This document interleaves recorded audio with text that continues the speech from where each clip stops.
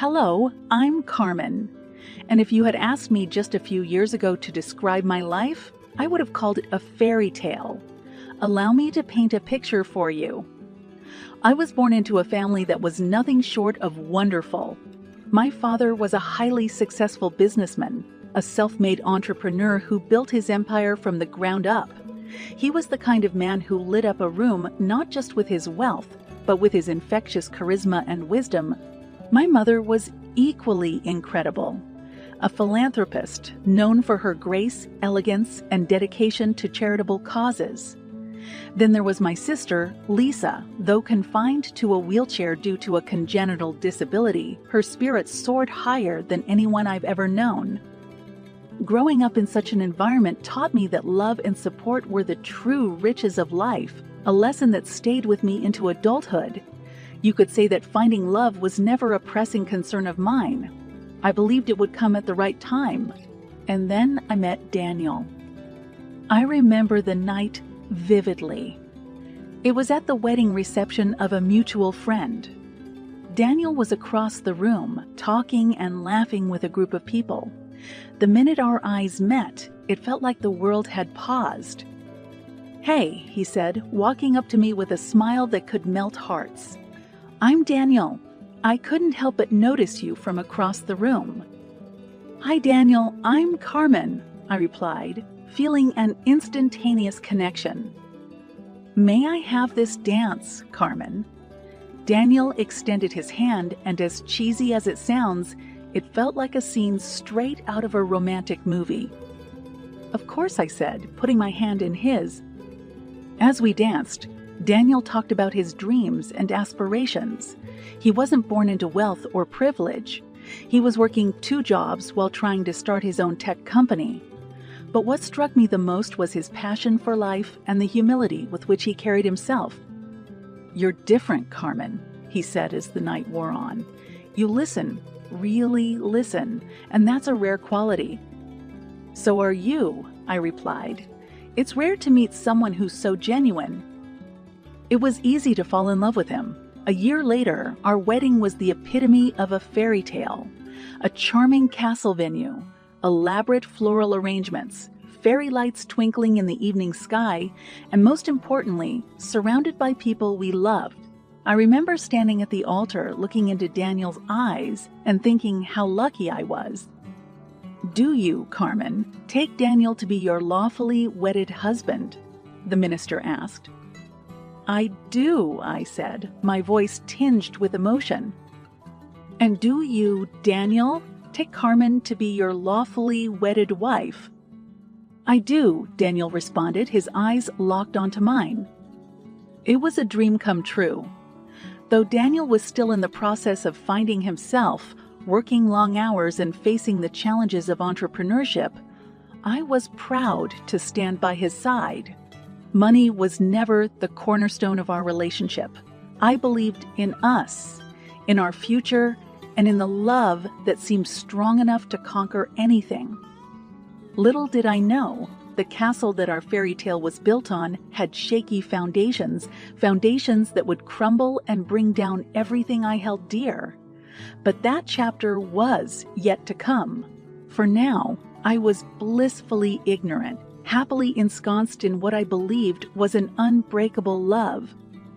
Ah, how stories can change. The room was somber, filled with a heavy sense of grief as my father's lawyer read the will. I sat next to Lisa, holding her hand tightly as we listened. My father had divided his estate into numerous parts, designating funds for various charities, contributions to research institutions, and of course, to his children. When the lawyer got to the part about the inheritance designated for Lisa and me, I felt a mix of relief and sorrow. $10 million had been left for me. After the reading, Lisa pulled me aside. Her eyes were red but steady, a look of resolve on her face. "Carmen, I don't want to take any of the money." "But why?" I asked, genuinely puzzled. "It's your right as much as it is mine." "You have a life to build, maybe a family someday." Lisa said softly, "I have medical costs. but they're already covered through insurance and trust funds. You should have it." I hugged her tightly, grateful yet burdened by the responsibility. "All right, if you insist," I said, my voice tinged with emotion. "But know that whatever I have is also yours, always." Armed with the weight of this new financial responsibility, I returned home. I walked through the door, half expecting Daniel to greet me with a comforting hug to ask how I was holding up.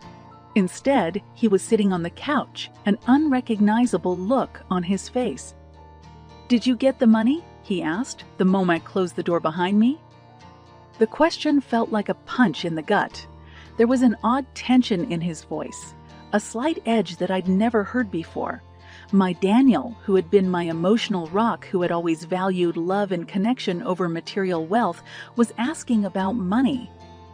"Yes," I paused, but I told them to give it all to Lisa. "You did what?" His eyebrows arched, his expression inscrutable. "Lisa needed it more than me," I said, feeling a pit form in my stomach. "And it's not like we're struggling, Daniel. We have enough, and I have you. That should be all that matters." Daniel looked at me, his eyes searching my face for something I couldn't discern. He didn't say anything, just got up and walked towards our bedroom, leaving me standing in the living room, enveloped in a silence that screamed louder than any words. I thought about our vows, about the fairy tale wedding, and the love that was supposed to withstand all obstacles. It was the first time I questioned the strength of our foundation. As I stood there alone, the walls of our home seemed to close in on me, each square foot funded by my father's lifetime of work. Now my inheritance. An inheritance that suddenly felt like a ticking time bomb. Its clock set the moment I uttered the lie about giving it all to Lisa. Little did I know that this was just the beginning, that the man I had pledged my life to was about to reveal a side of himself that I had never seen and never thought existed. And just like that, the second chapter of my life was inked, not with the promise of endless love, but with the foreshadowing of heartbreak and betrayal. The atmosphere in the house was thick with tension in the days that followed. Daniel became more withdrawn, a stark contrast to the man who used to fill our home with laughter and love. He would leave early in the morning for meetings and return late at night, avoiding eye contact as if he couldn't bear to look at me. Finally, one evening, he broke the silence.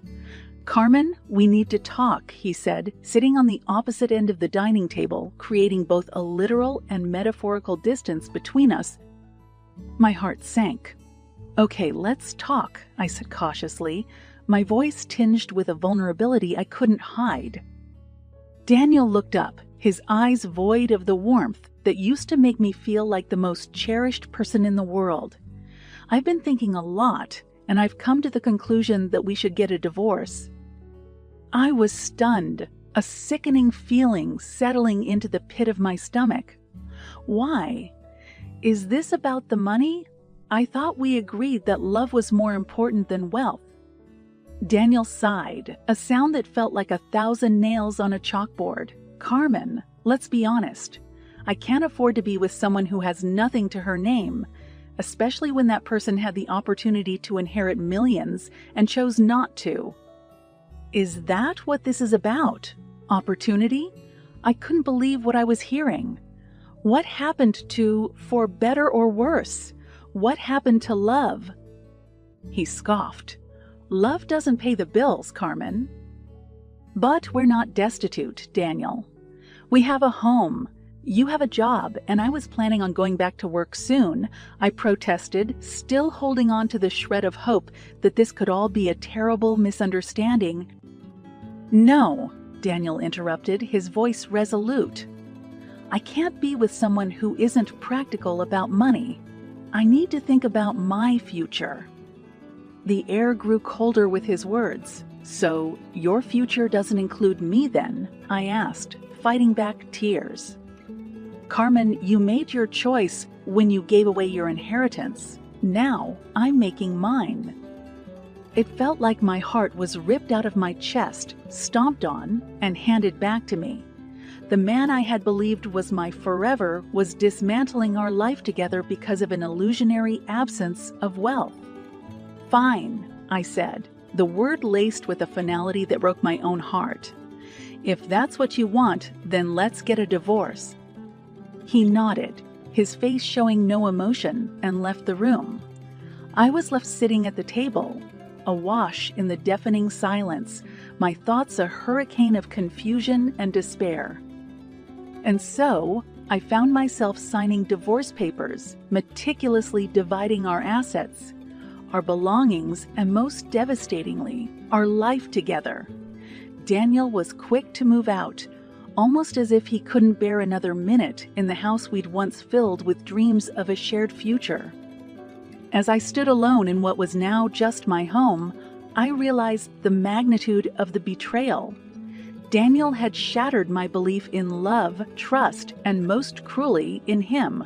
But life has a funny way of bringing things full circle, of setting up the dominoes just so they'd fall in a pattern you never saw coming.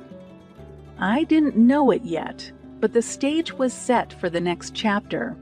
A chapter that would give me a chance to take back control, to rewrite my story in a way that would make even the most seasoned authors take note. But for now, I was merely a woman scorned, my fairy tale shattered, left with the pieces of a love that was never truly mine to begin with. A few months had passed since the divorce was finalized. I had taken some of the inheritance money and bought a new home, a fresh start, far away from the memories that had turned sour. My sister Lisa was aware of the ugly unraveling of my marriage, but had kept her opinions to herself, offering only love and support. One day, I received a call from her that broke through the monotonous rhythm of my newly single life. "Carmen, I'm getting married." Lisa's voice bubbled with joy through the phone. My heart swelled with happiness for her. "Lisa, that's wonderful news. Who's the lucky guy?" "You'll find out soon enough," she teased. "How soon can you come?" "As soon as you want me there," I replied, eager to celebrate something good, something pure, for a change. The wedding was beautiful, set in a lovely garden adorned with vibrant flowers and twinkling lights. Lisa looked radiant, glowing with a happiness that I felt she deserved more than anyone else. I was truly happy for her, but as I approached the altar to offer my congratulations, I froze. Standing beside her was Daniel. Lisa noticed my reaction, but mistook it for surprise rather than shock. "Surprise," she said, her eyes twinkling. "I guess I should have told you earlier, but I wanted it to be a secret." I mustered a smile, swallowing the knot of emotions that had suddenly lodged itself in my throat.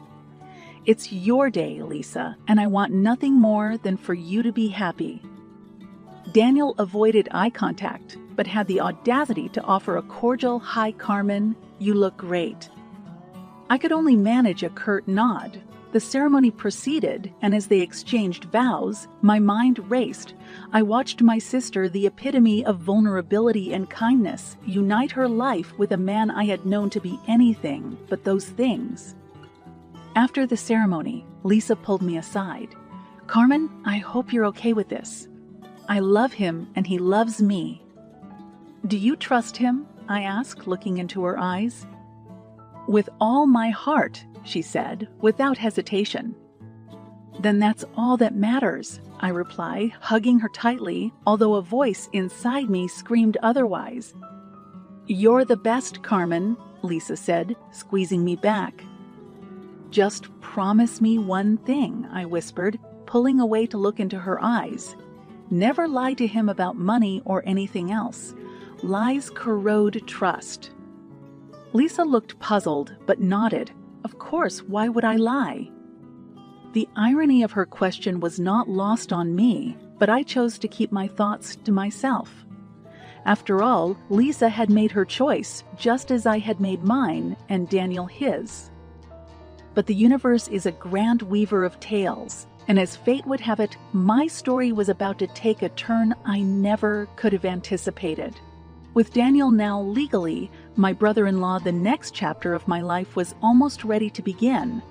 One where the stakes were higher, the deceptions darker, and where karma was about to deal its hand in a game that none of us knew we were playing. After the wedding festivities had died down and the guests had trickled away, I found myself alone in a quiet corner of the garden. My emotions were a tangle of confusion, disbelief, and a gnawing sense of impending doom. I felt an arm wrap around my shoulder and turned to see Lisa, her eyes still sparkling with the joy of a newlywed. "Carmen, are you all right? You seemed a little distant during the reception," she said, her voice tinged with concern. "I'm okay, just a little tired," I replied, offering a half smile. Before either of us could say anything more, Daniel approached, his eyes meeting mine for the first time since the ceremony. "Carmen, may I talk to you for a moment?" he asked, the cordiality in his voice failing to mask the underlying tension. I looked at Lisa, who gave me a reassuring nod, and then followed Daniel to a more secluded part of the garden. "What is it?" I asked, my voice steadier than I felt. Daniel cleared his throat, clearly uncomfortable. "Look, I want to clear the air. I didn't know you'd be so affected by me marrying Lisa." I chuckled bitterly. Affected? Why should I be? You're both adults, and you've made your choices. "Good," he said, visibly relieved, "because I want Lisa to be happy, and family drama is the last thing we need right now." Family drama. The words stung, but they also flipped a switch inside me. You want to talk about family drama? How about marrying into the family you just left? Don't you think that's a bit dramatic, even for you? Daniel sighed. "Carmen, I didn't plan for this to happen. But I'm committed to making it work with Lisa. She's an incredible woman, and she has something that you and I never had: financial stability." Ah, there it was. The issue that had torn apart our marriage, raising its ugly head again. "I see," I said, looking at him squarely. "Well, since we're clearing the air, there's something you should know." He raised an eyebrow. "What?" "Lisa is disabled, as you know. Medical costs, life expenses, they all add up, and she declined the inheritance from our father's estate." For a moment, Daniel's face went white, as if he'd seen a ghost. "What are you saying?" "I'm saying, Daniel, that Lisa is as much a beggar as you accused me of being. She didn't take the inheritance. I lied. I took the entire $10 million. The look on Daniel's face was priceless. Shock, disbelief, and then realization. Realization that he had played himself, that his greed had cost him not one, but two fortunes. The mask had slipped, and standing before me was not the man I fell in love with, but a stranger. A man willing to trample over anyone for the sake of money. "Carmen, why didn't you tell me this before?" he finally stammered. "Why? Would it have made a difference? Would you have stayed if you knew I was a millionaire?" His silence was all the answer I needed. I turned to walk away, but stopped to deliver my parting words. "You see, Daniel, you were right about one thing. Lies do corrode trust, but it was your lies to yourself about what really mattered that corroded our marriage." I walked back to Lisa, my heart lighter than it had been in months. The curtains had fallen, the actors in this twisted play had taken their final bows, and the stage was set for the final chapter. One where I would regain control of my narrative with honesty and integrity as my allies. I had been both the deceived and the deceiver, but it was time to put an end to this cycle. The final chapter was yet to be written, and it was going to be a reckoning. The days that followed Lisa's wedding were a strange blend of relief and apprehension. I had unveiled Daniel's greed to him, and while it gave me a sense of closure, it also left me anxious about Lisa's future. Yet, As the saying goes, the truth has a way of revealing itself, often when you least expect it. It was a week after the wedding, and Lisa had invited me over for dinner. As I walked into their home, I sensed an uncomfortable tension hanging in the air. Lisa greeted me with a smile but seemed subdued. Daniel was conspicuously absent from the room. "Carmen, can you help me set the table?" Lisa asked, her voice softer than usual. "Of course," I replied, following her into the kitchen. As we arranged the dishes and utensils, I couldn't help but notice that Lisa seemed distracted. Finally, I decided to address the elephant in the room. "Is everything okay, Lisa? You seem a bit off." Lisa sighed and set down the serving spoon she was holding. "It's Daniel," she said. "He's been acting strange ever since we got married. He's distant, withdrawn. It's like he's a completely different person." I felt a knot tighten in my stomach but said nothing. Lisa continued, "And the weirdest thing is, he keeps asking about the inheritance, about whether I received any money from Dad's estate." The moment had come. My heart raced as I realized what I had to do. "Lisa, there's something you should know," I began cautiously. "Something I should have told you sooner." Daniel chose that exact moment to walk into the kitchen. "Told her what, Carmen?" Our eyes met, and a heavy silence filled the room. Finally, I spoke. "Lisa, I lied to you and to Daniel. You didn't receive the inheritance because you refused it, remember? I received the entire $10 million. Lisa's eyes widened in disbelief. "Why would you lie about that, Carmen?" Before I could answer, Daniel interjected. "So you lied to us both, Carmen." Ignoring him, I turned to Lisa. "I lied to protect myself at first, but then I realized the lie could protect you too. Daniel isn't who you think he is, Lisa. He left me because he thought I was penniless." "Is that true, Daniel?" Lisa asked, her eyes filling with tears. Daniel looked from me to Lisa, his face changing colors, eventually settling on a shade of pale, cold gray. A basement-faced revelation, if ever there was one.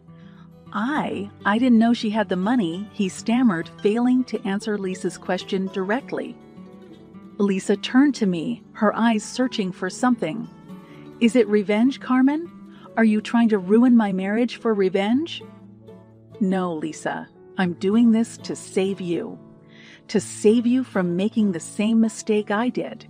You deserve better." There was a moment of heavy silence, the weight of years of lies and deceptions hanging in the air, crushing us under its unbearable heaviness. Finally, Lisa spoke. "Daniel, I think it's best if you leave," she said, her voice tinged with a sadness that broke my heart. "But Lisa—" "No," she cut him off, her voice firm. "I trusted you, and you broke that trust." Daniel looked defeated, his eyes meeting mine for a fleeting second before he turned and left the room. As he walked away, I felt an overwhelming sense of relief wash over me. A chapter had closed, and though the ending was bitter, it was